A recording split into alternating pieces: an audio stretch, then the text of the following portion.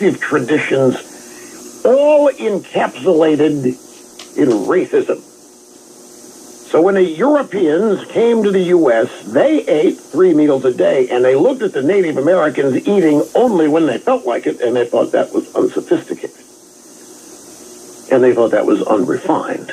And they thought, my God, this place is inhabited by a bunch of savages. So we're going to have to bring them into the new world.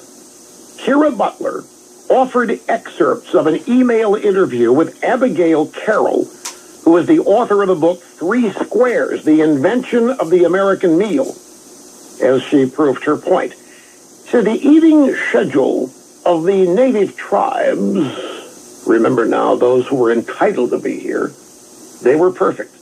They were of color, and they were pristine, and they didn't destroy anything. I mean, they were just ideal. And so the eating schedule of the native tribes was less rigid. The Europeans took this as evidence that the natives were uncivilized. This is in an email from this Abigail Carroll to the writer of the Atlantic story named Kira Butler.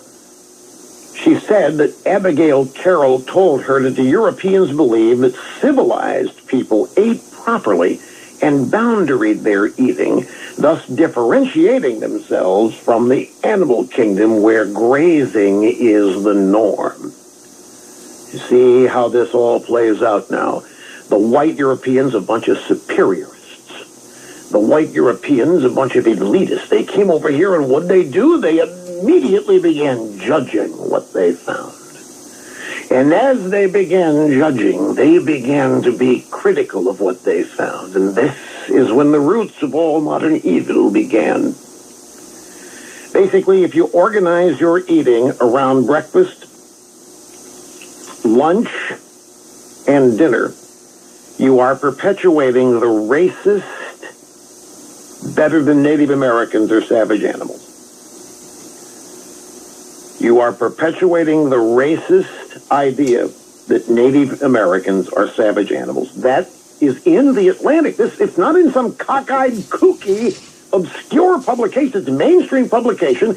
It's going to be cited by some college professor or a series of them, and you're going to have people running around actually articulating this. They're going to end up believing it, and it's going to become yet another indictment of white Europeans, and therefore the information will be used to discredit the entire discovery, meme, and narrative of the New World. All right, the unemployment numbers, ladies, it's getting comical now.